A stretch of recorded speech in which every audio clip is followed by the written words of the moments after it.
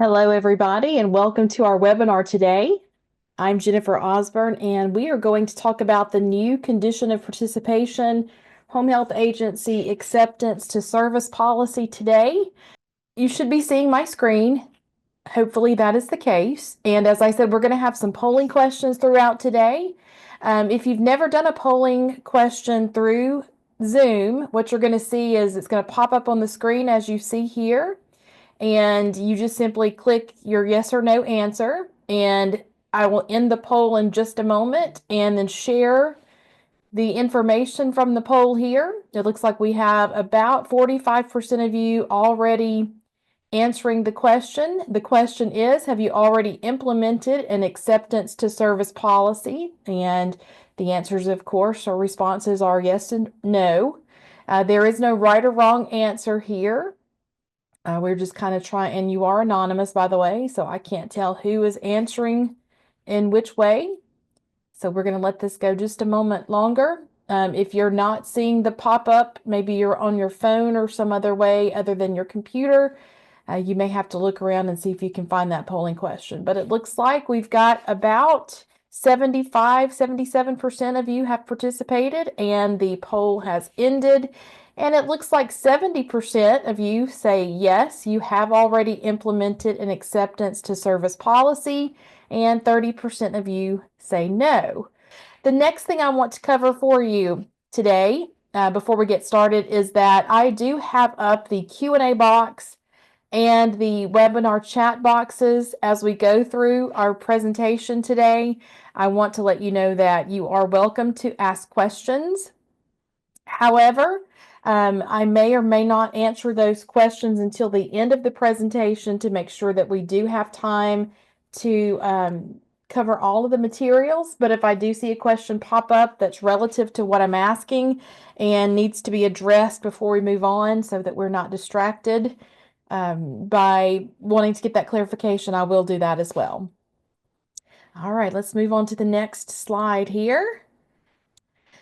If you don't know me at all, by the way, I'm Jennifer Osborne. Most of you probably are familiar with me in some aspect. I've been here at Healthcare Provider Solutions for a little over a year now and have been in the home health industry for well over 30 years, coming up on 32 years, as a matter of fact, where I started my transition from home health, from med-surg urology, hospital nursing, got introduced to home health, and I loved it so much I never left. I just worked in different capacities. The majority of my career, I worked in the field. However, I did advance through the ranks in 3 different states, worked as a case manager, clinical manager, therapy manager, you name it, director of nursing, administrator, assistant administrator. Then I got into consulting on the technical side, went to work for a software vendor, and then also have worked in the consulting space now for almost 12 years. So time gets away from us. So we've seen a lot, have a lot of experience. I still don't know everything about everything there is to know about home health, but I generally know where to look for the questions and the answers. So if you have any questions, as we said, please feel free to go ahead and ask those as we go through. But today we're talking about a new home health condition of participation called acceptance to service. And this actually was finalized in the 2025 Home Health Final Rule. It had been talked about for several months prior to it being finalized and codified into law. And then finally, with the final rule, it became codified as a new home health condition of participation. Now, it's going to be located, and I say going to be because they've yet to publish the Home Health Surveyor's Guidance, and while the conditions of participation themselves have been updated, the Surveyor Guidance itself has not been. The updated version. We haven't seen an update there since about March of 2024, it looks like. And we are looking into having, of course, more details come out as soon as that gets published. We will either have another webinar, a blog, something, Monday Minute, some kind of way of letting you know that this has been published and what we've learned from that. All right, so this new COP is going to be located in 484.105. It falls under the Organization and Administration of Services. Now, this section of the conditions of participation is where you find the roles of the governing body, the administrator, clinical manager, and they're really talking about the big picture of how your home health agency day-to-day operations work and function in the home health agency. So let's really take a look at that, knowing that we don't have everything that CMS has given to the surveyors just yet, but we do kind of have a bigger idea of what they're looking at, where this is going to plug in, and kind of how this needs to go. So we do have some insights as to what we need to have in our policies, knowing that since it's a COP, the surveyor is going to be looking for this new condition of participation and its compliance. So if you're due for a survey, whether that be the initial survey, certification survey, whether this be a recertification survey, extended, regular, a complaint survey, and they happen to look here as well, you're going to need to know at least the basic information as to what needs to happen here. All right. At 484105A, the governing body. It says here in the conditions of participation that this governing body is responsible for the agency's overall management and operation. So the governing body is responsible for the provision of services, the fiscal operations, the budget and operational plans, including your annual operating budget, your capital expenditure plan, and so on. The governing body is also responsible for your QAPI program and overseeing emergency preparedness, for example. And with that being the case, the governing body also is made up of the administrator, or the administrator communicates directly to the governing body. And this administrator is appointed by, and then of course has to report to the governing body as well. And that administrator is responsible for all the day-to-day operations. So the administrator ensures qualified personnel are hired. They assure development of personnel qualifications and your policies. Now, the reason I'm pointing these two things out early on is because, first of all, the new COP has to do with your policy on how you are going to accept patients. And we're going to look at that actual COP in just a moment. But the reason I want to bring this up is because when you have this policy, as we see here, your administrator is assuring development of policies, right?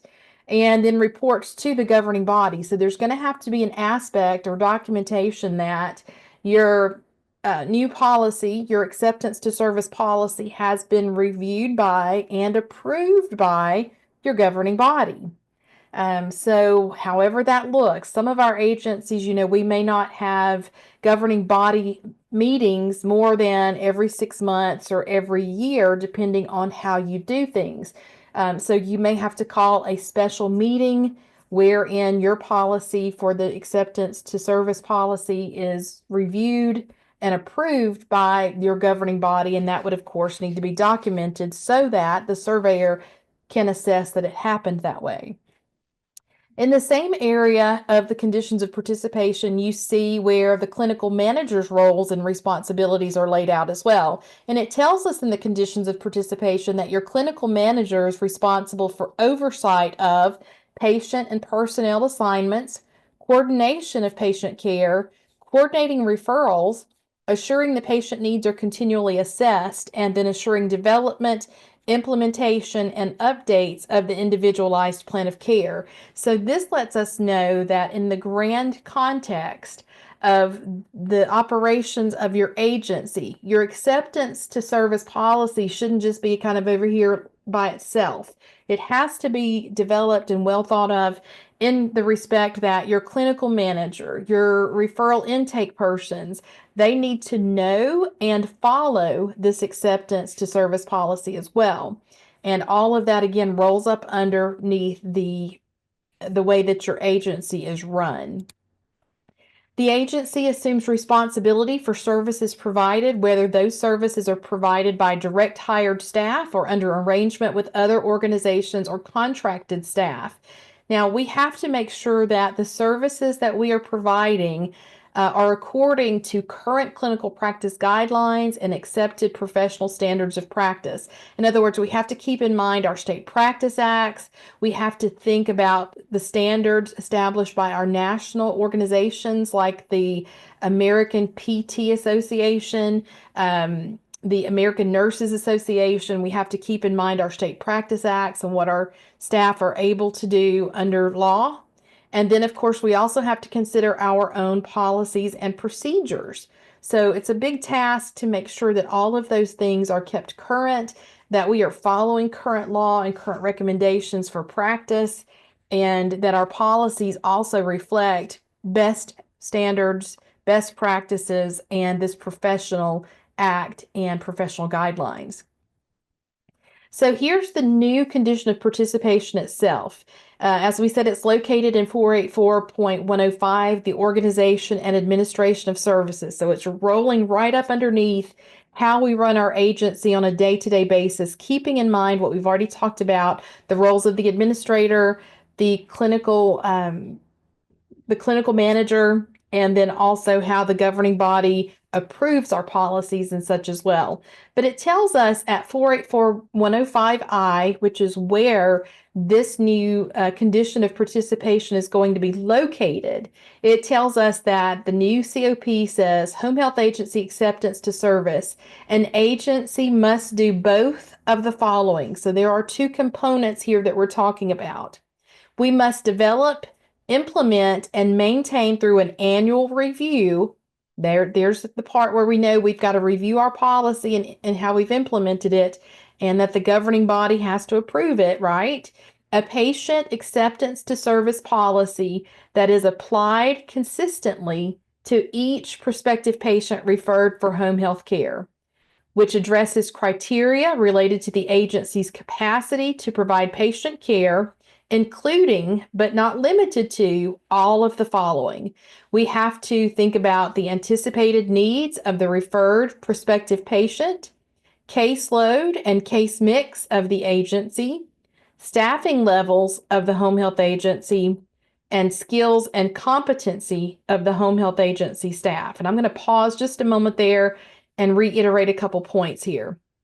First of all, several of us, 30% of the attendees in the poll, said that they have not yet created a policy. So those of you who've not yet created one, you need to get on the ball. Your surveyor is going to be looking for a policy, and that policy needs to be inclusive of all the things we've just said. You have to think about, develop, implement, and maintain through an annual review. So you got to get your policy created. You can always update it when the guidance comes out. If that's what you're waiting for, don't wait for that. Create one. Can always be revised when guidance comes out if needed, because it does have to be reviewed and approved by your governing body.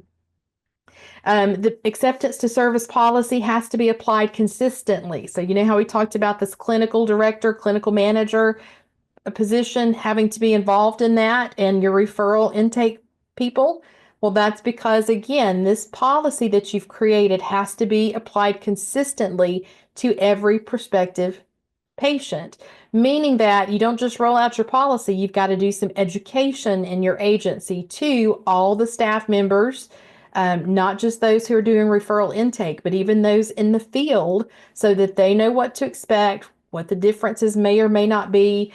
That will help them understand why they need to make sure that their schedules are updated and called into the office, or however else you communicate those changes in schedules, so that you can refer to the caseload and the staffing levels and the acuity of your patients and so on. We also need to make sure that, that this policy is reviewed at least annually. So once you've got your policy in place, you want to assign somehow in your agency, maybe the administrator, the clinical director, whomever else, a tickler, maybe in your Outlook or somewhere where you keep up, so that you know it's time for this to be reviewed and approved again, or that it's time to review it and see if there are any revisions that need to be made. At the second part of this new COP at 484.105I, the home health agency's acceptance to service, it says a home health agency must do both of the following. And here's the second part. We also have to make available to the public accurate information regarding the services offered by the home health agency and any limitations related to the types of specialty services, service duration, or service delivery, and then review the information specified in paragraph I2 one, the one just above that, as frequently as the services are changed, but no less often than annually. So we're going to talk about in the next few slides what exactly they're talking about. When it talks about the services offered by the agency, that means, all home health agencies have to provide nursing services, right? We have to provide that. That's part of what we sign up for when we get into home health agency management. And then we can add on whichever services we want to after that. And we're going to see that in the next slide here. So each agency chooses what services they're going to provide. We must furnish nursing and at least one other therapeutic service, as we said. So whether that be PT, OT, ST, medical social services, home health aid, or all of those, you get to choose just one, more than one, all of the above, whatever you are going to provide in addition to nursing. So those services, of course, that are provided by agency vary. Your agency may not do all of them.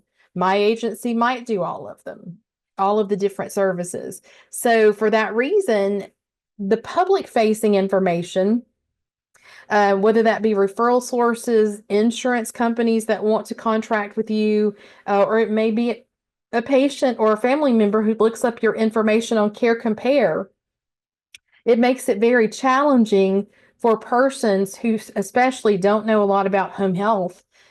They may not understand how to choose the right agency, or that the different services are different for agencies. So this necessitates an agency-specific approach to accepting referrals for care to make sure that your agency can meet the needs of the patient.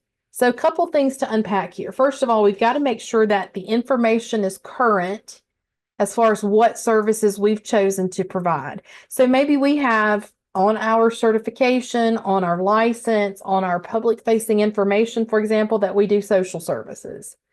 And then we get a patient who needs a social worker, and we don't have one available. What are we supposed to do in that case? Take them anyway, or refer them back to another agency who does have that need? Those are the kinds of things that we have to figure out. And again, this is supposed to be for the patient's best outcomes, the patient's best care, whether or not we can meet their needs. Are we doing an injustice to those patients by taking patients who we know we don't have the resources to meet all their needs? And I still see this a lot when I'm doing reviews on the consulting side of things. As I look through charts, you'll see that the patient's maybe been referred from a skilled nursing facility. They're notorious for ordering all the services, right? PT, OT, ST, social worker, aide, and RN. They want all the services for all their patients if it's a SNF referral. That tends to be my trend that I see anyway. Well, what if you don't have the capacity to do all of those things?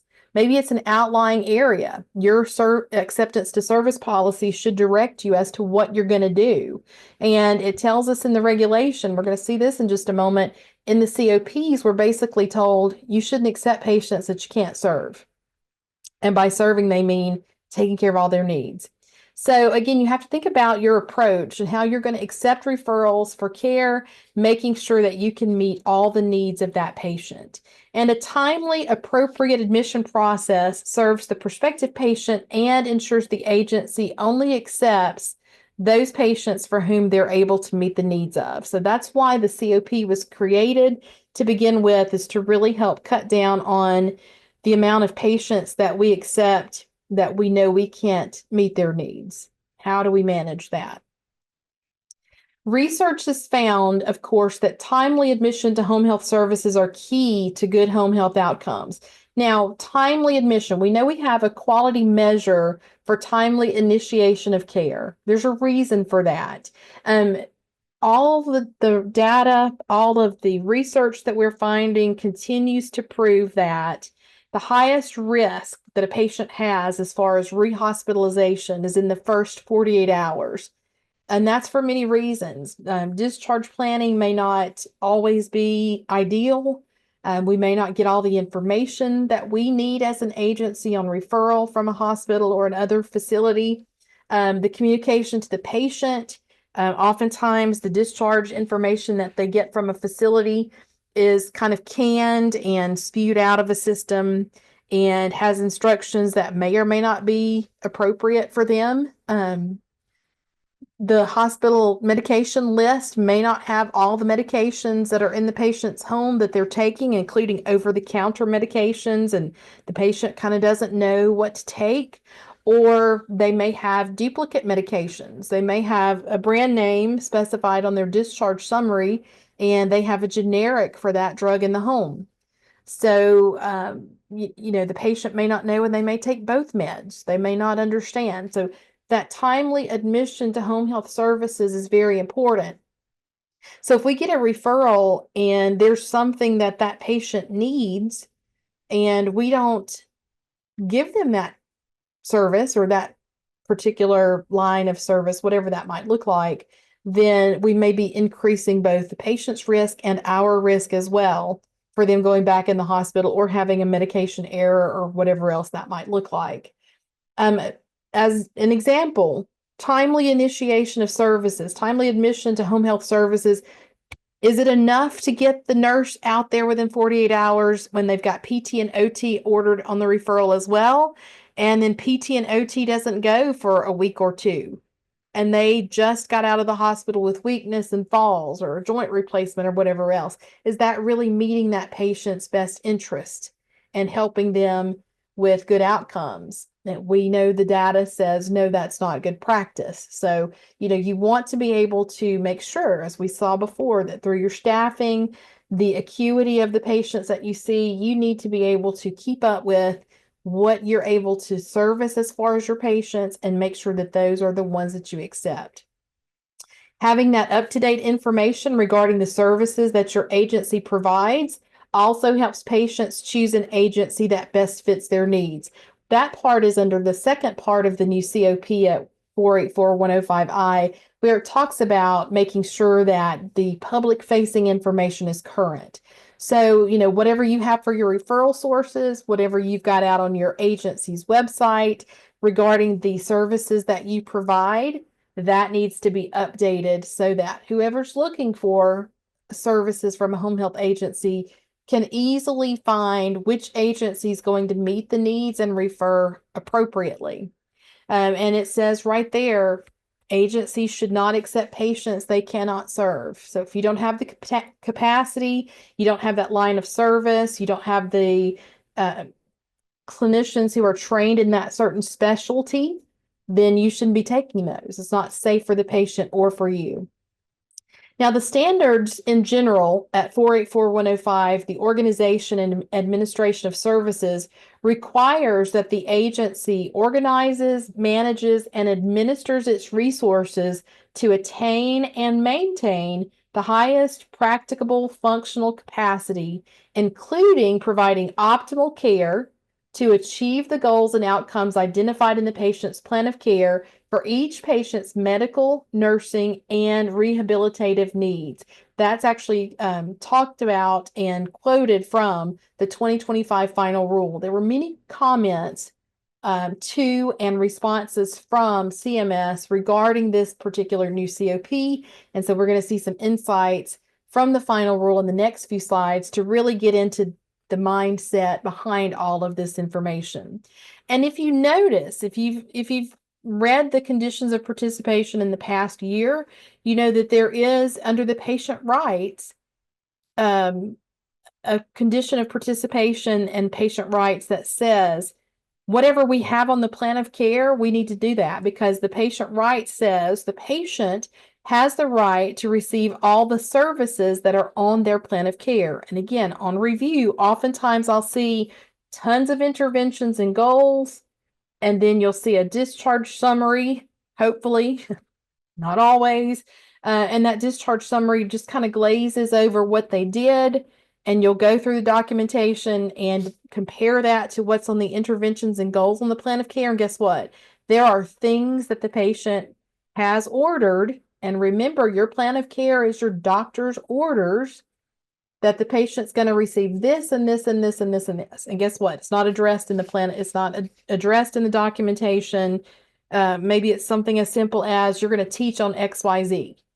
And there's no explanation as to why that didn't get addressed. It was no longer appropriate. They got past that before you taught it, whatever. But the patient didn't receive all the services that are on the plan of care. And so that is not following the COPs and the patient rights, which is going to get you in trouble with your surveyor. So, in the comments on the acceptance to service policy, when CMS was talking about this through their regulation, you get a proposed rule that comes out where CMS proposes what they're going to do for the payment year coming. That usually comes out in July, and then we have a comment period where we can write to the industry, to CMS, and say, well, we don't agree with this, and this is why. And then that's fine. We do encourage you to make those comments and ask questions, write to CMS regarding your thoughts. And as you do that, please provide factual information, not just what you feel, but factual information. CMS then takes those comments and questions, and they list literally each and every one of those in a final rule. We appreciate your comment, we appreciate your question, and here's our response. So what you're seeing in the next couple slides are CMS's responses to certain questions about this new COP for acceptance to service. And it tells us here, each agency should already be well versed in understanding your staff's abilities and skills, current workloads, and other circumstances that may affect caseload. These are well-established concepts that we are formalizing within a policy that we expect will be applied equally and consistently when evaluating prospective referred patients.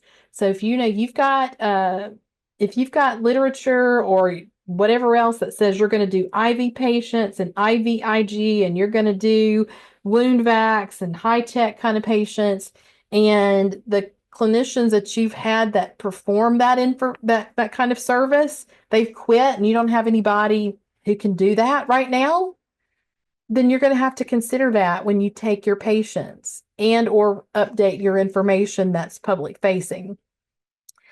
So you need to be well versed in what your staff's able to do. You also need to make sure that on orientation that you're not just taking their word for it on a checklist that they know how to do XYZ, but you actually have them shadowed by a competent person to make sure that they are competent in performing that certain skill, right? All of those things are pieces and parts of running an agency that should be in place already. If they're not already, then it's high time to get caught up and make sure that you're doing that. And it says here also in the comments that while all of your prospective patients' needs might not be known at the time of the referral, general information regarding that patient's diagnosis and their recent hospitalization and specific orders from the patient's medical provider should provide a reasonable basis for agencies to anticipate the overall needs of the patient and determine whether, in light of the described factors, the patient is or is not appropriate for the agency to accept for service. And I'll supplement that by saying, and this is Jennifer's opinion only, although it's my opinion for a reason, in that I've seen lots and lots of things happen in the last 30-something years. If all you're getting on your referral is very vague information, like, home health evaluate and treat, they may list out which services, and they may give you some general blanket statements about why the patient's homebound and XYZ. But if all you've got is the admission H&P, and you don't have anything about what's going to be happening when the patient's discharged and what's been going on during the inpatient stay, or you don't have the clinical note from a community provider who's just seen the patient and referred home health, then you need to be asking for those documents so that you can make an informed decision about the patient's needs. Should that hold up your referral? No, not necessarily. If that's the information that you have, because you don't have to accept the patient once you go out and do their evaluation and initial visit. But the more information you have up front, the better off you're going to be as far as knowing if you can staff this patient or not, and making sure that that patient's admitted timely and that you're not, 2 days after your referral going out into the home and going, oh, wow, this patient's way more than what we thought. We can't service this patient. And then calling your referral source back. Now you're at day 3 and they've got to find someone else. Is that the best thing for the patient? No. The best thing is for you to have as much information as possible, make a decision, and that patient gets referred to the right agency, which is really the goal of this new acceptance to service policy. Acceptance to service should not be based on payment source. Oh my goodness. We may be on some people's toes in our industry. Hopefully nobody on the call here, but we do know as industry partners and industry players that there certainly are those agencies in our space who like to make it their practice to only take Medicare patients, right? They don't want to do HMOs. And I imagine that practice has probably changed over the last year, seeing the growth of Medicare HMOs. But certainly we shouldn't just be basing our decisions on who the payer is, right? We're not going to turn down any Medicare patient no matter what. That's probably not a good idea, right? When you're accepting your patients, the primary consideration of all agencies must be whether the agency has the resources available to meet the needs of the prospective patient. That's where CMS's mindset is. That is their expectation. And I would dare say that we probably need to make sure our policy aligns with that thought process as much as possible. So these are some comments regarding the second part of the new COP, making information public on offered services and service limitations. It says in CMS's responses that, you as an agency select the services that you're going to furnish and the geographic areas that you're going to serve. So knowing that the services provided and those geographic service areas will assist your referral sources, your patients, and your caregivers engaged in a search for the home health agency services when identifying the most suitable agency. Now, we certainly know that there are some providers whose certification, your license may give you the option of serving areas that you really don't serve. What they're telling us here is you get to pick that. So you need to have correct information public facing as far as what areas you serve. You don't want to get a referral for a county that might be on the far end of your geographic area.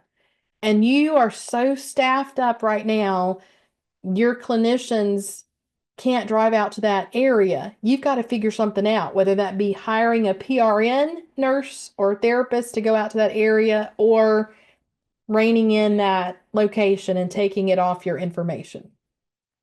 Knowing that information and making sure that your referral sources know the areas that you serve, that the patients and caregivers who look you up on a website, they see accurate information, that's going to help them make the right decision as far as which agency they're going to partner with. Likewise, it says each agency has fluctuating staffing levels and staffing competencies affecting its capacity to deliver care and provide its typically offered services.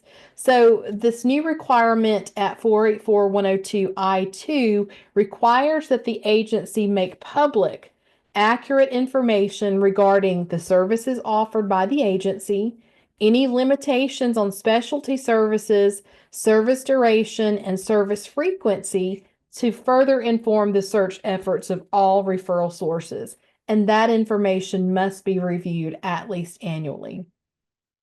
CMS goes on to say that they would expect agencies to update this information regarding their services provided and service limitations if you anticipate that you will not have a service available for 3 to 6 months. So it's not every single time that you've got something going on. Maybe, you've got this one nurse who's gonna, they're in the hospital for whatever reason, and you anticipate they're going to be back within the next month, then you wouldn't necessarily have to change your public facing information. If you've got something that's going to disrupt your ability to serve a certain area or a certain kind of service that you're giving for 3 to 6 months, then yes, you need to alter your services provided. And it says here, changing a service means the agency has formally altered the services it offers, whether by adding a service, discontinuing a service, or temporarily pausing or restricting a service. For example, a change in service might include an employee taking an extended leave of absence, that is to care for a family member or recover from a serious illness or procedure, or they're on maternity leave, or the addition of a new contract employee that provides speech language pathology, which you didn't do before. You need to make sure that you're updating in those situations. All right, now see some questions have come in, so I'm going to pause here for just a moment to address some of these questions. It says, in regards to acceptance of the payment source, what if you don't have a contract with an insurance? You have to turn down several referrals due to no contract. Well, that's a little bit different. What they're saying here is that you don't want your acceptance to service policy to just be all Medicare. If you don't have an insurance contract, then you need to let that provider know. But certainly if your information on maybe your brochure, your marketing brochure says you accept all these payment sources and that's not accurate, you need to update that information basically. That's what they're saying here. They want to make sure that whatever's public facing is accurate information. It's not to say you can't turn down any other payment sources. It's just saying that you shouldn't be cherry picking, in other words, right? When the patient, when you don't have a contract with the insurance, the way that I've handled this as an administrator in the past is to let the referral source know, we are not in network for that payment source. We're happy to take the patient if they want to pay, for the out of pocket or out of network cost. And sometimes if it's a specialty that other agencies don't have, they will either go that route or they may refer them to a different kind of, post-acute care setting for that patient. It just depends on the patient's needs. Good question. If the patient has a copay with the payer but declines acceptance, does this still count as a declination for payment source? If the patient, maybe you are in network, whether you are or you're not, when the patient, you want to have those conversations early, letting that referral source know so that they can let the patient know, if you go with this agency, you may be required to pay a copay for each visit and let them make that decision early. If that doesn't happen and you get out in the patient's home and they don't know that they have a copay and you tell them and they're like, I can't pay that, I can't do that, I don't want you to be my agency, you document that and you move on. Again, the whole concept here is that you don't just on referral say, oh, we're only going to take Medicare because they pay the best, right? We're not going to see these other patients. That's the big deal that they're really getting at here. Usually the discharge planner is informed of the payment requirement and will place patient with an alternate agency with no copay or lesser copay. That's exactly right. The big thing here is because, the patient rights trump. If the patient wants to come to your agency and they have a copay and an out of network that they want to pay because they know you have the best reputation and you have the ability, it's within the realm of what you've got in your service area and your skill set, then go for it. By all means, you can see them. Absolutely. How are you supposed to take into consideration case mix prior to accepting? We accept based on capacity per region. You don't make decisions based on case mix. What they're saying here is the acuity level, basically, your case mix. In other words, if you've got a high case mix for neuro rehab or musculoskeletal rehab and your therapy department is slammed, they have got all the patients they can see right now, and you get another knee or another hip or you get a new stroke or whatever else that's going to need a lot of therapy, then that's kind of what they're talking about here. You need to know your case mix, not necessarily all your HIPS codes, but do you have a lot of therapy patients and that staffing is overwhelmed and they can't get out there for 2 weeks, or you've got tons of wound care patients and they're trying to give you another one and you don't know how on earth you're going to staff that. That's really what they're talking about when they're considering case mix prior to accepting. Do you have to accept all Medicare Advantage plans? You don't have to. You want to think again about the patient's needs. Medicare Advantage, they don't pay so great, right? But is that to say you should never take a Medicare Advantage plan? Absolutely not. And unfortunately, there are still some players in our space who don't want to take any Medicare Advantage plans. Now, I will pause to say this. That's really kind of sidebar, really not what we're talking about today. We've all been complaining in the industry that Medicare Advantage, we don't like to do them very often because they are not great payers and they don't give us enough visits to really do good outcomes, right? One of the things that I will say that I do love about the fact that we're going to start exporting Oasis on all payers, we're already supposed to be exporting for Medicare Advantage plans anyway.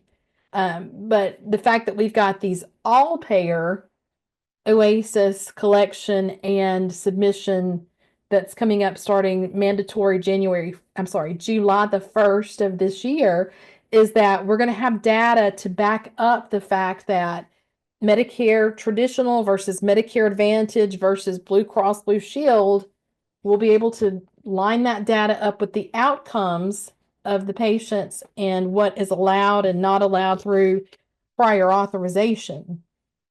And hopefully that plays to our benefit, because what could be detrimental to our industry is if those advantage plans or private insurance plans look exactly the same on their outcomes as our Medicare traditional have for years, right? So do you have to accept all Medicare Advantage? You don't have to. Again, what they're trying to get at here is that your decisions should be made on case mix, patient needs, your staffing abilities, and so on, and not based on the payer itself. All right, so if you're hospital-based, you're fully staffed, you offer all the services, and you accept all insurance, what would this look like for acceptance to service? Well, that depends on your agency's plans and needs, but if you've got fully staffed and you have the capacity to care for the patients no matter what's ordered for you, and if it's high tech, if it's wound care, if it's high therapy, if it's social work needs, you've got all of that, and you offer all those lines of services, then your acceptance to service policy is going to be that you're going to, we're going to see some examples in just a little bit of a policy, but yours is going to look a lot different than the patient's agencies who have, only nursing and PT. They wouldn't be accepting OT patients, in other words. So yeah, it can look different there. We are in network with Medicaid CMO. However, they are reluctant to pay. Can you choose not to accept those patients? You can choose to do whatever you want to do. That's the key. But again, the whole concept of this acceptance to service policy, as you see, has to do a lot more with basing your decisions on what you're providing, what lines of service you're providing, and whether or not you have the capacity to meet the patient's needs with their best interest in mind, and not just your payment, your staffing, and so on, right? That's really what they're getting at. All right, let's keep moving. I'll keep reflecting back to these questions, and we'll probably even answer some of the questions a little bit more thoughtfully as we go along with the content, so just bear with me a little bit. So again, you want to make sure that the information that you have public facing is up to date. So if you have a disruption in a service or for 3 to 6 months or more, you're going to need to update that information that's public serving as well. Now, agencies are already required at 484105 in the COPs to document in writing the services that they furnish.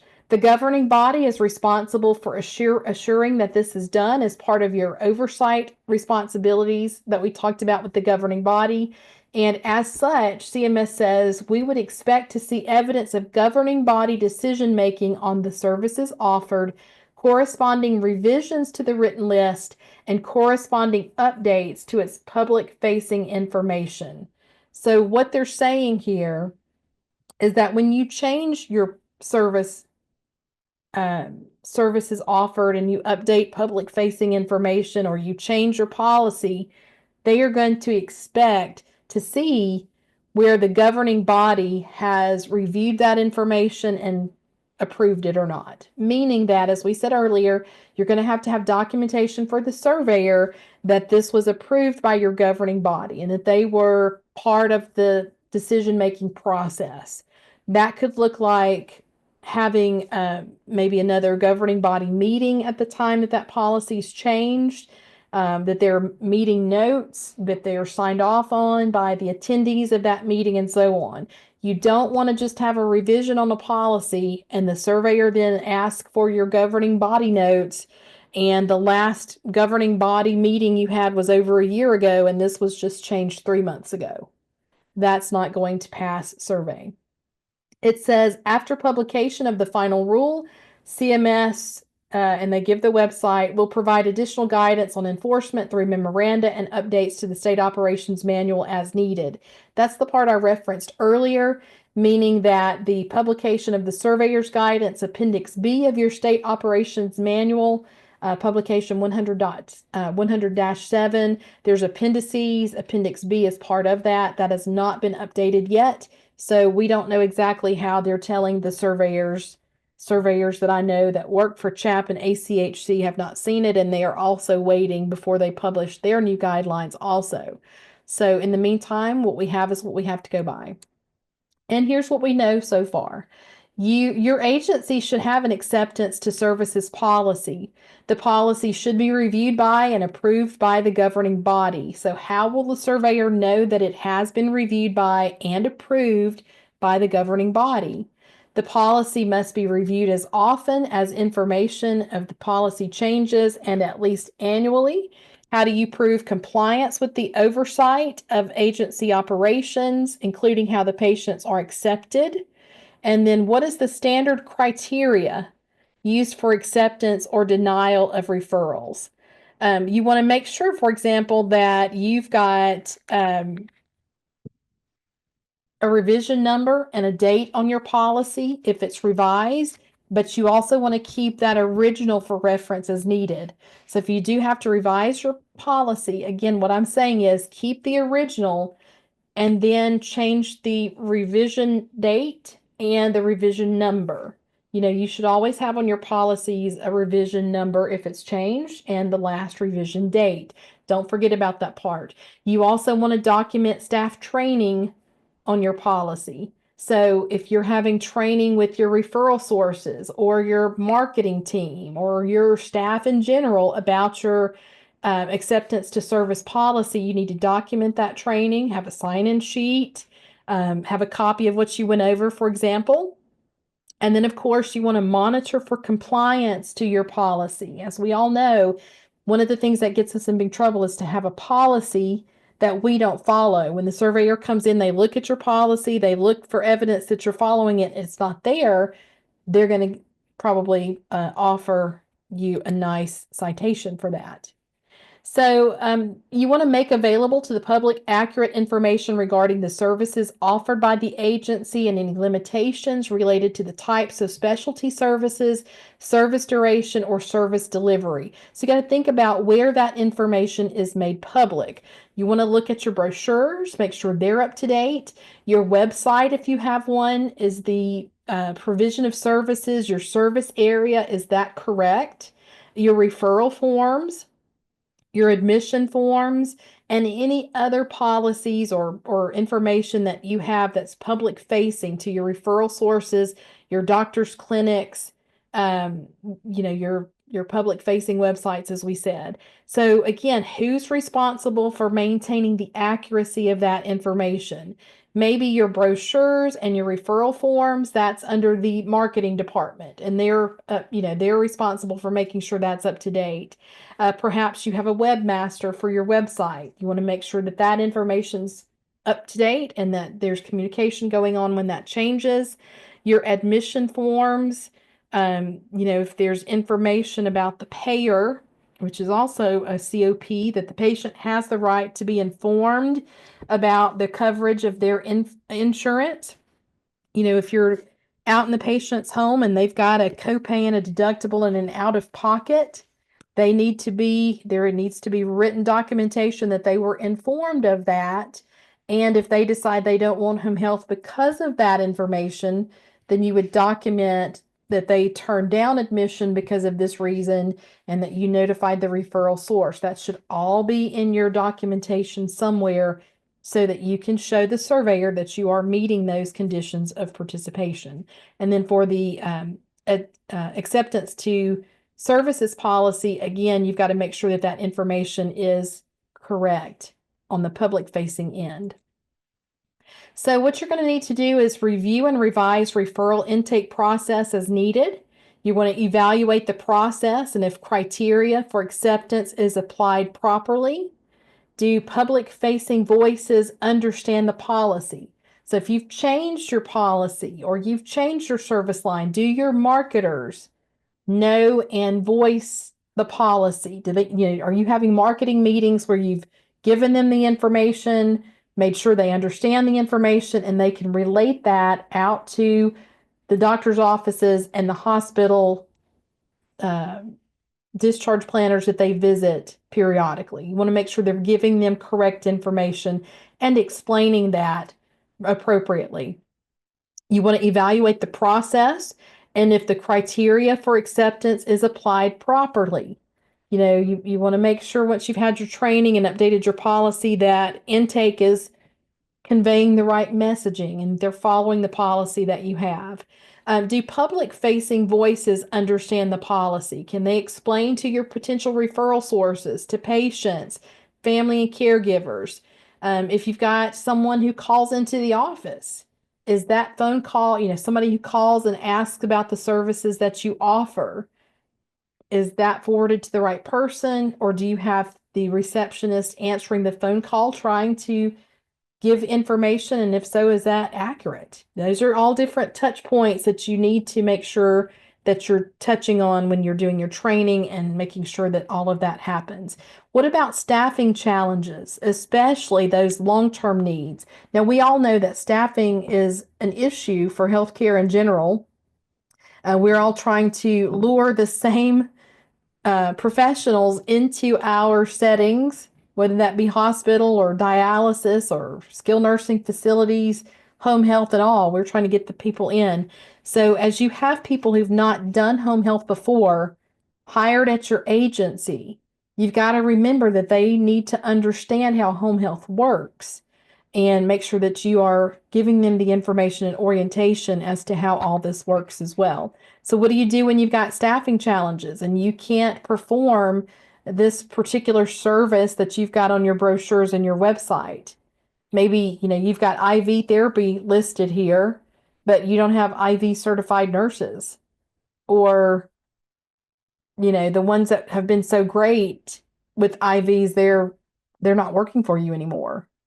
Have you had a staff competency? There's a lot of IV companies who'll come in and in-service your nurses who maybe haven't done an IV in a couple years, and they're going to have to start taking some of the slack. Have one of those IV companies come out to your agency and train them on the pumps and the competencies and check them off and document all that.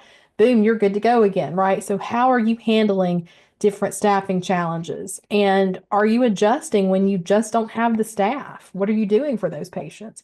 You may be one of only 2 agencies that service that particular area. And it may be something as simple as letting the referral source and your policy say that, it's not ideal that you accept these patients. However, if you have to, you have to, because there's nobody else to service them, and you'll take those on an you'll review them on a case-by-case basis and make a decision.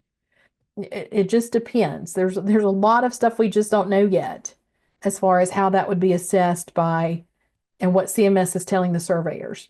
So what we know as far as surveyor guidance, as we've said a couple times already, that's still pending as of today. The last updates to the surveyor guidance manual was April the 12th, 2024. It was primarily focused on updates to the home health survey process, where they updated the information about survey team sizes, types of surveys, protocols for standard, partial, and extended surveys, and survey tasks. So your surveyor, when they come in, I'm going to pause just a moment before I really get into the surveyor stuff, and what they may be assessing, and see what other questions have come in. Can you decline a referral based on who the referral came from? For example, a community referral where you're having issues getting the provider to sign home health orders. Absolutely, you can. Again, your referrals and who you take referrals from and the reasons why, completely up to you as an agency. The big deal here again is making sure that whatever your policy says, it makes sense in the grand scheme of things. And if you've got patients who you have to work under a doctor's order, and that doctor will not sign your orders and they're leaving you legally in a lurch, then absolutely I'm not going to take those patients. That's just one of those things. I've got to work under, when it talked about best practices and operating under the laws and the best practices and all of that, well, that is a best practice, that you're operating under a provider who's signing your orders. Define public facing. Does that mean you have to include it on the website? I think we answered that. In the referral acceptance or denial process, does the COP have specific criteria for documentation on this? Must it be done by the clinical manager, or is that up to your policy? That's going to be up to your policy. But remember, referrals are basically the translation of verbal orders or written orders. So documenting on those most likely would need to be by someone who is clinical if it has to do with an order. But again, your policy is going to know what your process looks like and how that plays out. If it's just documenting whether or not the information that someone else took and processed is going on a flow sheet, that might be okay by a non-licensed person. But if it's the actual decision making or taking of orders, that would have to be by a licensed person. All right, so then we see another. Typically, you get those SNF discharges that say patient needs nursing, PT, OT, social work, and aid, and you only have nursing and PT. Presently, you call the referral source and you tell them that you only have nursing and PT, and they say, oh, that's okay, we just include all the services on the discharge order. In that case, can you say in your policy that you call the referral source and let them know you only have nursing and PT, and then go ahead and accept the patient and write a note so that the call was made and approved for the patient to have only nursing and PT? I would go a step further personally, and whoever is signing your orders and overseeing your plan of care, whatever that referral looks like, yes, I would document that I let the referral source know that you currently have only nursing and PT as lines of service, and they say don't worry about it. I document that call, but then I would also call the physician when you have the patient and let them know that you've assessed the patient's needs, that you only have PT and nursing, and that you didn't see needs for OT or social services or the home health aid and whatever else, and let the physician give you an order to discontinue OT, social work, and aid due to no need for that service. Patient did not display needs. Now, the kicker here is that you don't want your patient assessment, your comprehensive assessment. You don't want that to look like that they definitely do have social determinant of health issues. They have major deficits with OT and home health aides and ADLs and IADLs. You want that assessment to match what you're saying in your orders. The orders shouldn't just be to change the patient's needs so that you can accept the patient. The needs of the patient still has to be first of mind, if that makes sense. Okay? And you may not be able to determine that until you go out and do the initial assessment. So the key here is to let that referral source know that, I'm happy to take this patient. As you say, that's fine for us just to do nursing and PT, but if I get out to see the patient does have all these needs with ADLs and we don't have the ability to care for that, this could be back in your lap 2-3 days after discharge, and you've got to try to find another agency to take them because we can't. And I'm just making you aware of that ahead of time. Those are the kinds of things that you may have to have conversations with your referral sources. All right, so again, the Surveyor Guidance Manual really talked about surveys and how those are changed as of 2024. One of the things, of course, since we know the surveyor is going to be looking for your acceptance to service policy, I want to let you know kind of where the tags are for, as we know today, they may add tags once they update the manual, but for right now, what we know as far as surveyor guidance. The surveyor might discover noncompliance unrelated to a level 1 tag during a standard or partially extended survey. And in that case, the surveyor is going to determine any additional standards and conditions to examine based on those findings of noncompliance. Now, if noncompliance is identified in a non-level 1 standard, that finding's documented on your CMS 2567, which is the statement of deficiencies in your plan of correction, and then they may go ahead and continue as a standard survey. The level 1 tags that were outlined in the guidance manual that are related to the acceptance to service policy section, not the acceptance to service policy itself, because that wasn't a thing when this guidance manual was updated in 2024. But as we said before, it falls under 484105. And there are 2 G tags currently, before the guidance manual has been updated, that relate to 484105. And those G tags are G982, services provided, and G984, services provided with current clinical practice guidelines and accepted professional standards of practice. So I want to talk about that for a little bit as well.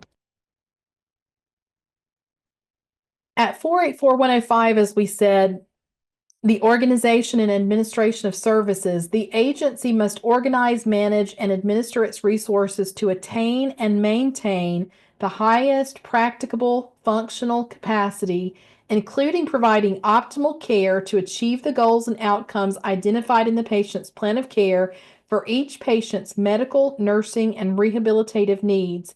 The agency must assure that administrative and supervisory functions are not delegated to another agency or another organization, and that all services not furnished directly are monitored and controlled.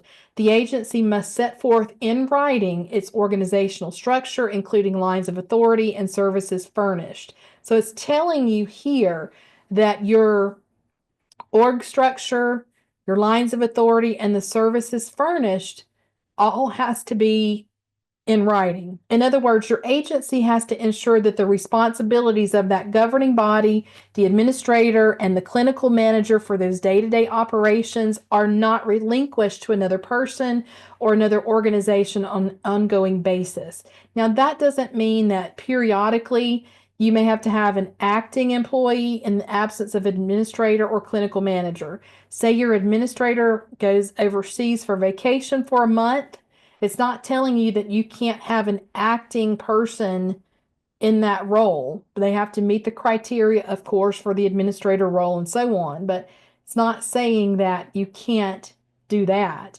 What it's saying is that you have to make sure that you don't relinquish this to another organization outside of your agency.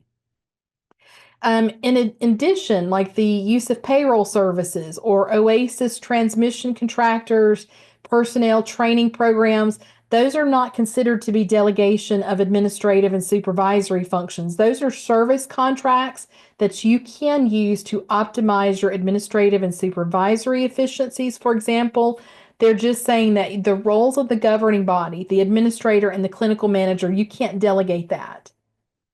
The governing body in the COP says that the governing body or designated person so functioning must assume full legal authority and responsibility for the agency's overall management and operation, the provision of all home health services, fiscal operations, review of the agency's budget and its operational plans, and its quality assessment and performance improvement program. By the way, the part that you see in black is the actual condition of participation. What you see below it in red is the surveyor's guidance. What CMS told the surveyors to look for that particular the COP. And it tells here the surveyor that an agency may establish a governing body composed of individuals of its choosing. The individuals that comprise the governing body are those that have the legal authority to assume responsibility for assuring that management and operation of the agency is effective and operating within all legal bounds. It also says here that the administrator must be appointed by and report to the governing body. The administrator must be responsible for all day-to-day operations of the agency, must ensure that a clinical manager is available during all operating hours, and ensure that the agency employs qualified personnel, including assuring the development of personnel qualifications and policies. The guidance to the surveyors says the administrator is actively involved in the day-to-day responsibilities of running the agency. The administrator acts as a liaison between the daily functions of the agency and the governing body. The administrator is required, among other things, to be responsible for the day-to-day operations of the agency and be available to receive patient, representatives, and caregivers' complaints, and that each agency has to be able to demonstrate that involvement. In other words, you have to ensure that the responsibilities of your governing body, the administrator, and the clinical manager are not relinquished to someone else or an organization. Again, you've got to be able to demonstrate that. When the administrator is not available, a qualified pre-designated person who's authorized in writing by the administrator and the governing body assumes the same responsibilities and obligations as the administrator, and this pre-designated person may be the clinical manager. Pre-designation, the surveyors are told to look for this. It means the individual who's responsible for fulfilling the role of the administrator in that administrator's absence should be established in advance of and approved by the governing body. Pre-designation needs to be both by the administrator and the governing body. So again, if you've got an administrator who's going to be going overseas on a vacation for a month, whoever's going to act in their place has to be pre-designated and approved by the administrator and the governing body. The goal is to provide that management continuity within the agency. Staff should know and be able to verbalize on survey interview who is that pre-designated individual. So again, as you're talking about and thinking through your process, don't forget the overall management of your agency. If this administrator is going to be gone, do your staff members know who to go to if there's a question about accepting a patient to services or not?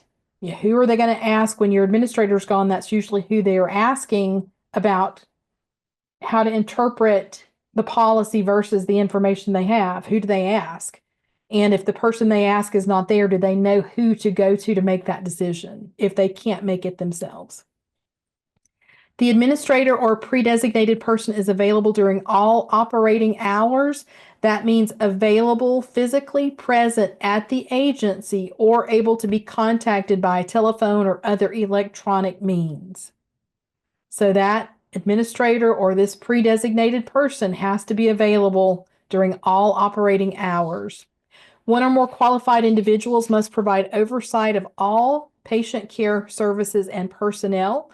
Oversight must include making patient and personnel assignments, coordinating patient care, coordinating referrals, assuring that patient needs are continually assessed, and assuring the development, implementation, and updates of the individualized plan of care.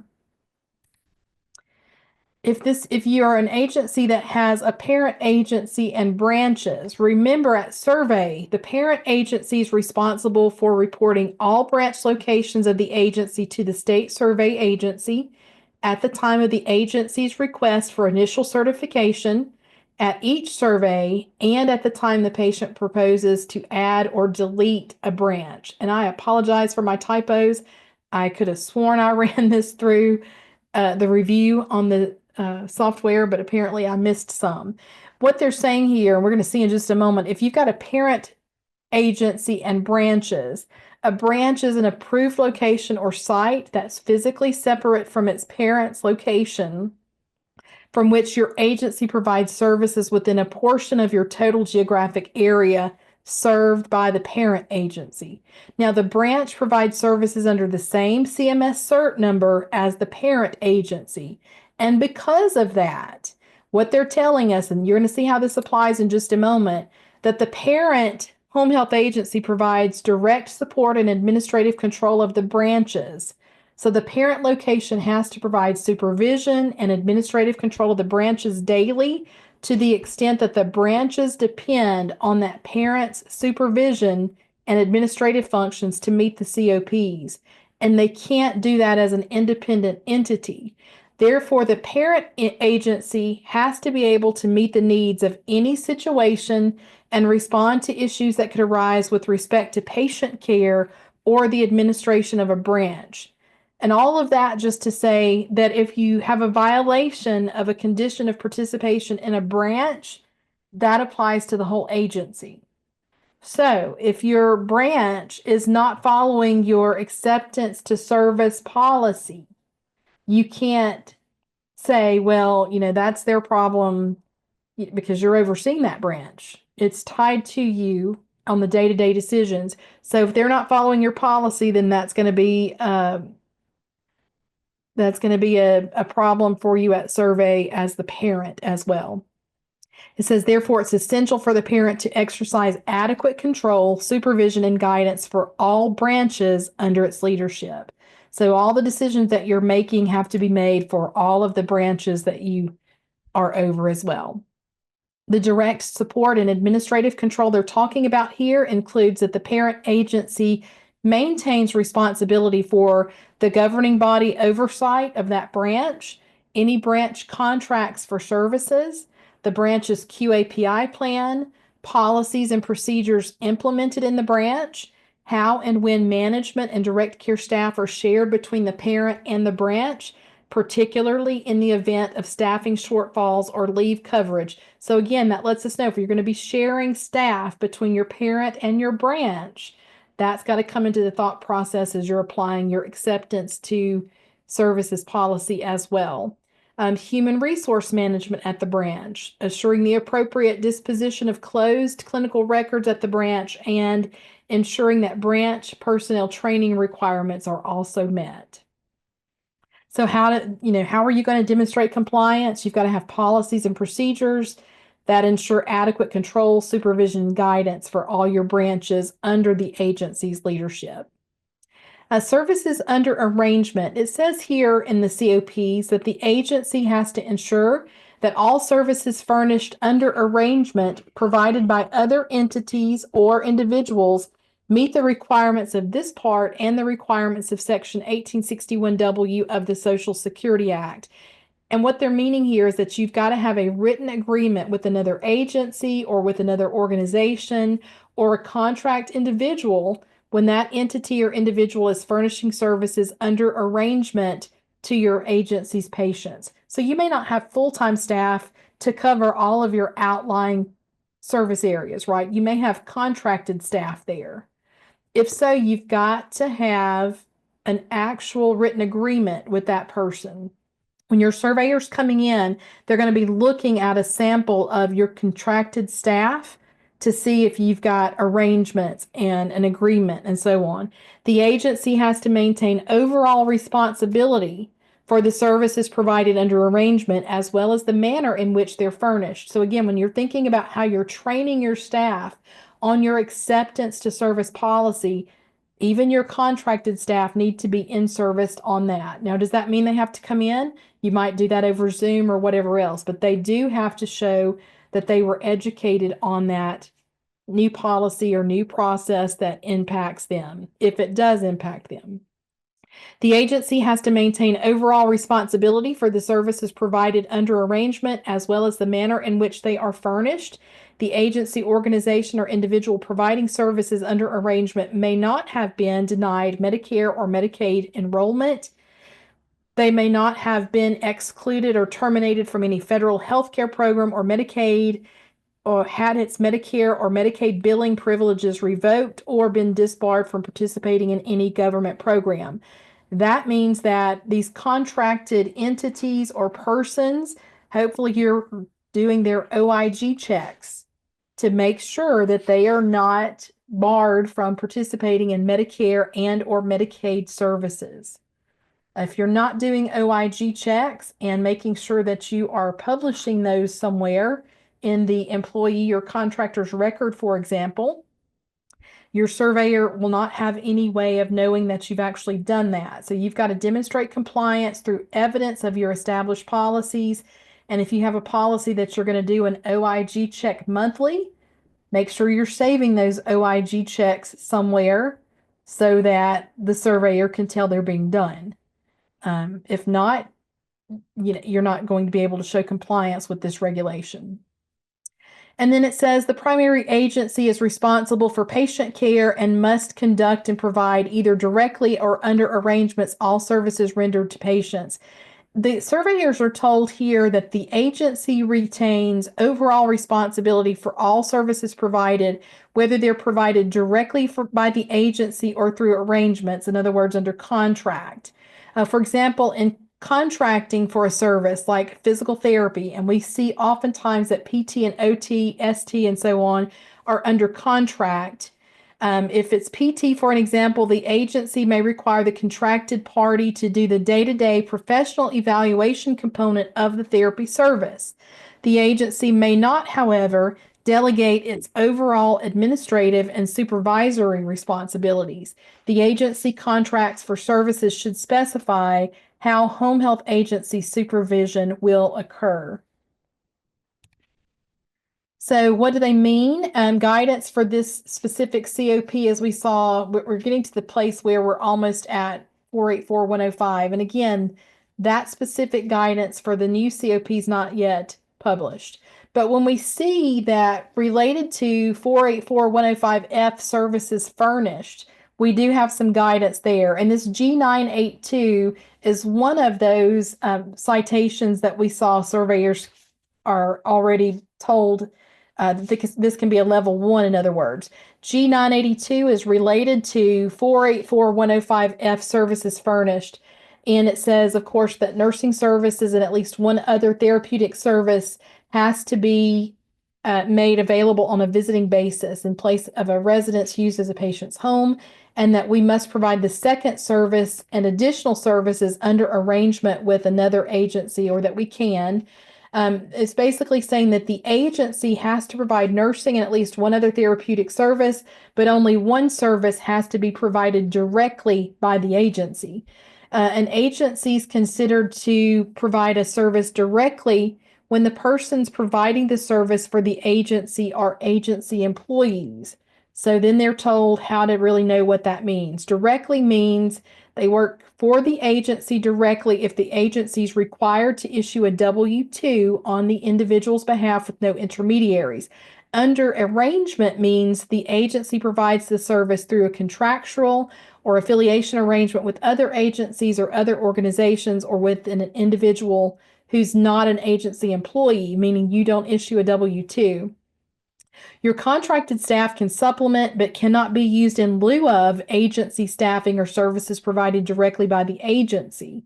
In addition, the use of contracted staff and services provided directly by the agency may occur only on a temporary basis to provide coverage for unexpected agency staffing shortages, or to provide a specialized service that the agency's employees cannot provide. Now, the next is at G984. This was the other level 1, and it related to 484-105F2, that all agency services must be provided in accordance with current clinical practice guidelines and accepted professional standards of practice. And what the Surveyor Guidance says there, that accepted standards of practice include guidelines or recommendations issued by nationally recognized organizations with expertise in the field. Clinical practice guidelines and accepted professional standards of practice may be found in, but they're not limited to, your state practice acts, your standards established by national organizations, boards, and councils, and your own policies and procedures. And that you should consider identifying the clinical practice guideline or standard of practice used when you're developing and updating core policies and procedures.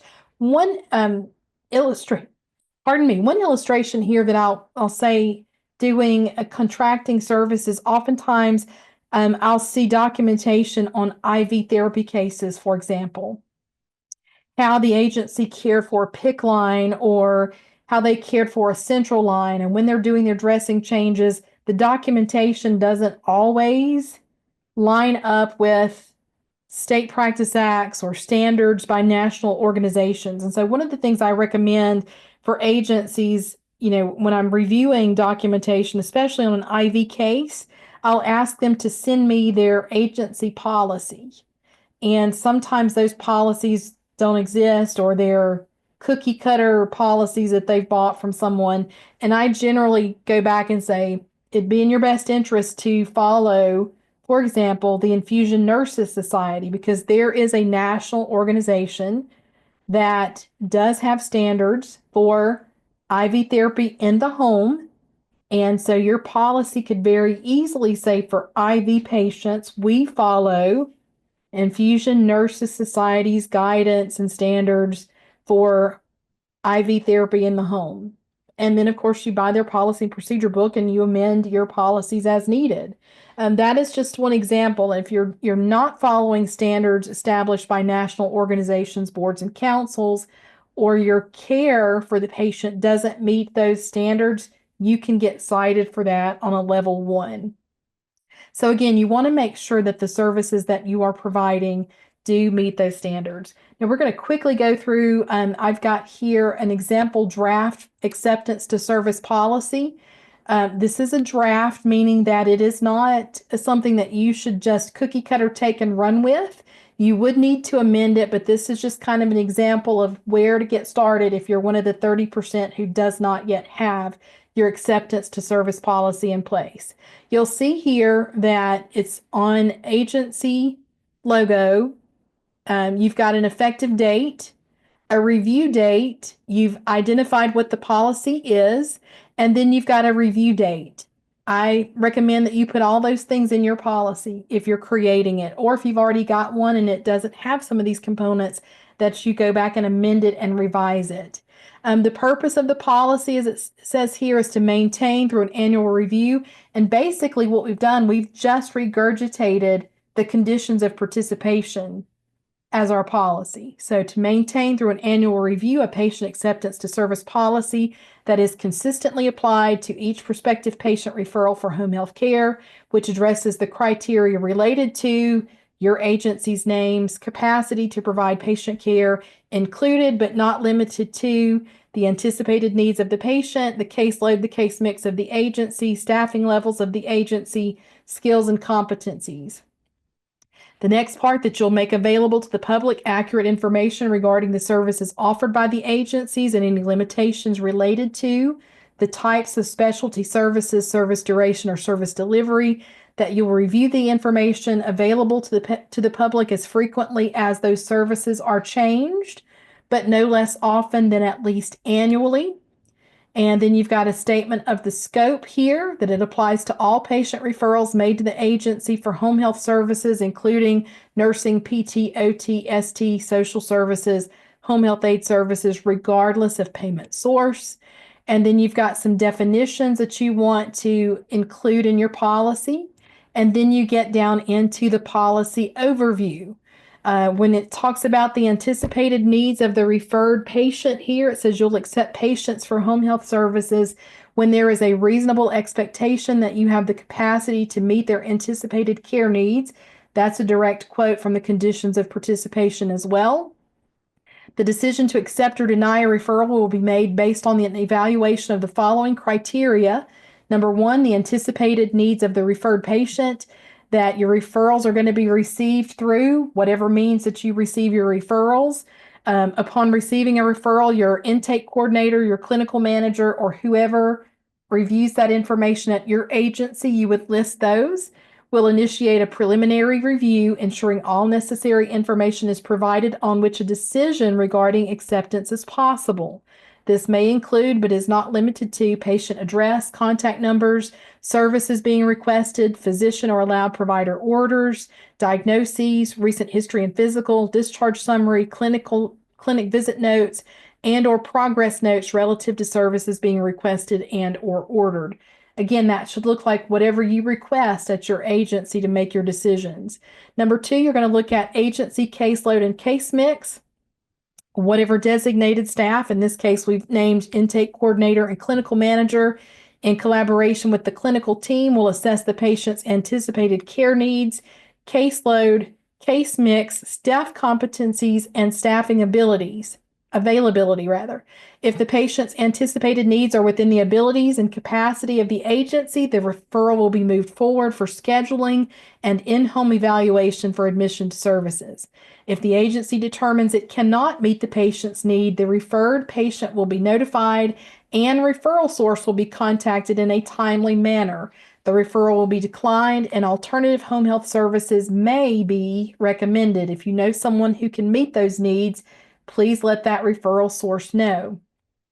Staffing levels and capacities, that you will assess whether it has sufficient qualified staff to provide timely and appropriate care to the referred patient without compromising the care of existing patients, and that staffing levels must meet the regulatory requirements and needs of the agency's patient population.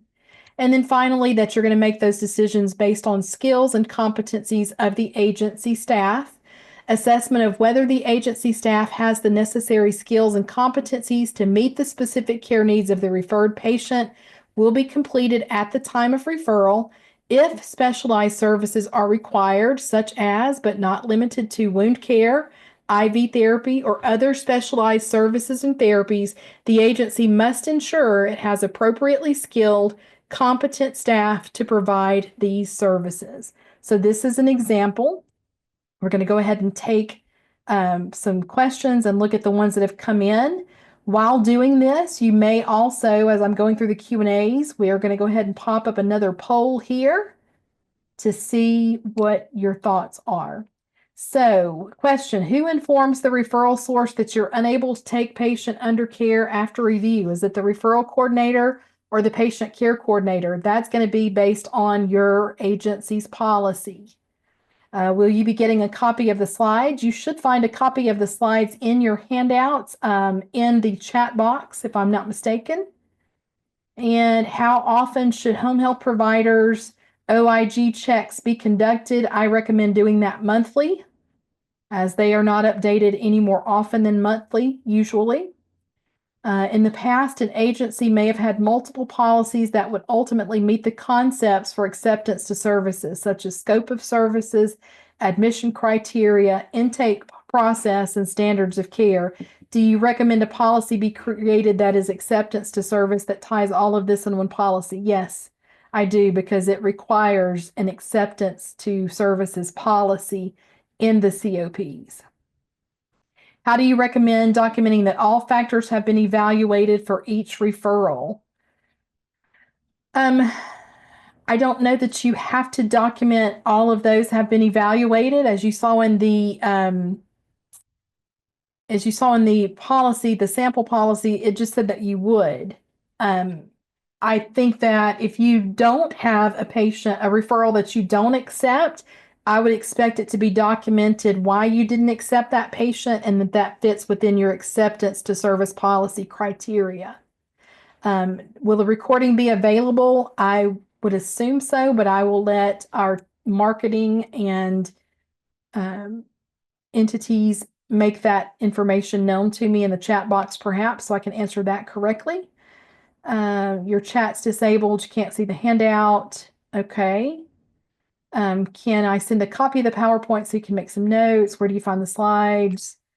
Our agency practice that intake process, if the patient cannot be accepted for a timely admission and the referral source approves an admission beyond 48 hours, you document this and notify the doctor. Is that adequate enough to comply with the COP? If for some reason, you'll see in the COPs as far as the initial assessment of the patient in the conditions of participation, which again are the safety standards for if you're going to participate in Medicare money, you're saying that I will follow these requirements. It tells us in that COP in the Surveyor Guidance that if this patient declines letting you make your initial assessment within the first 48 hours of either the referral or their discharge from a facility, that you are not in compliance with the COPs. Okay. So if that's the case, if the patient says, no, I don't want you out here till Monday, and you get the referral on Friday, for example, you have to notify that physician within the 48 hours to get an okay to, at patient request, go out on Monday. If that doesn't happen in the 48 hours, you're out of compliance regardless. And the other piece of that is that the conditions of participation and the surveyor guidance tells you that you cannot get a physician's ordered start of care date just because of your staffing issues. So if you don't have the staff to get out there within 48 hours, then you need to refer to your acceptance to service policy and refer that patient back to the referral source. And if that referral source is just telling you, well, that's okay, get to them when you can, you need to tell that referral source to send you a physician's ordered start of care date that is beyond the 48 hours, because it cannot appear to the surveyor that you have gone beyond 48 hours and gotten a physician ordered start of care date past 48 hours just because of staffing issues. Otherwise, they're going to call you non-compliant with the COP if it's evident otherwise. All right. Can the agency update a current admission criteria to CHHA policy to the current regulation? Not sure what that question is asking. Can the agency update a current admission criteria to certified home health agency policy to the current regulation? If you'll retype in and give me a little bit more about what you're asking, that would be helpful, because I'm having a brain fart and I just can't understand. All right. Are you expected to have the patient get a copy of this new COP to the patient? No, I did not see anything to date.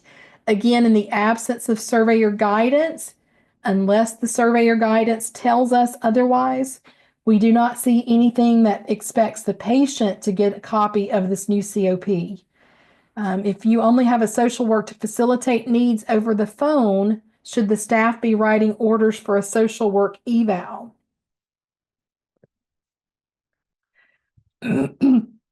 That's a question I haven't seen before.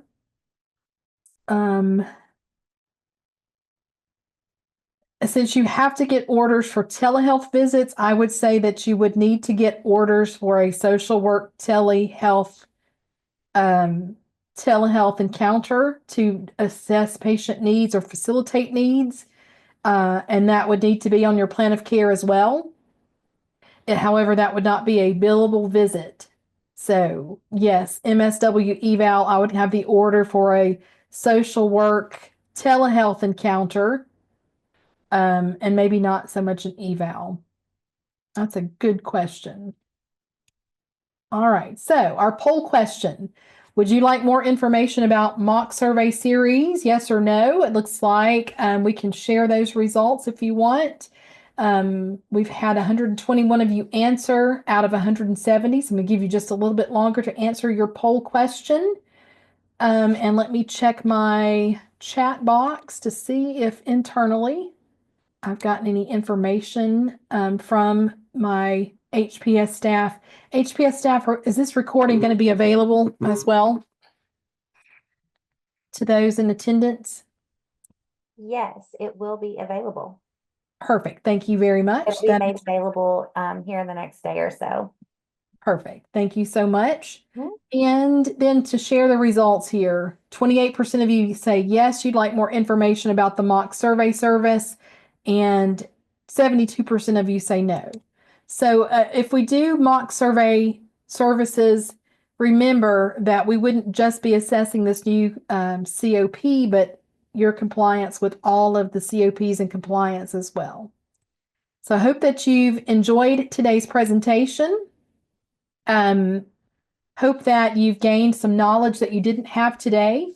As we said earlier in the presentation, and I know we've gone over just a few minutes, when we get more information, such as the Surveyor Guidance Manual does publish the guidance on how the surveyors have been instructed to assess for compliance with this new acceptance to service policy, we will be getting that information out to you as well. In the meantime, if you have follow-up questions or you want to clarify something that I gave you verbally on the call today, feel free to reach out. You can scan the QR code that you see here on the screen, or you can email us at info@healthcareprovidersolutions.com and make sure that that question is answered. And I do see we have a policy for admission criteria for acceptance to the agency. Can you just update the current policy to include the new COP, yes or no? You can, as we said earlier, if you're going to update your current policy that you've already created and you wanted to add some more verbiage, as we said, make sure you have your original, make sure that you have the updated one, and that you put a revision number on the bottom of it, the date that it was revised, and that you've got reflection for the surveyor that this was approved by your governing body. Okay? Once you do that, you should be set to go. All right. You guys have a wonderful afternoon. I thank you for being with us. And Kelsey, is there anything else that you need to? Oh, one more question here. When does this new COP go into effect? It went into effect January 1st. So when your surveyor walks in anytime now, even in the absence of the guidance to the surveyor, they're going to be looking to see if you have an acceptance to survey policy. So you want to get something, even if it's just a draft going right now. Okay, if you don't already have that.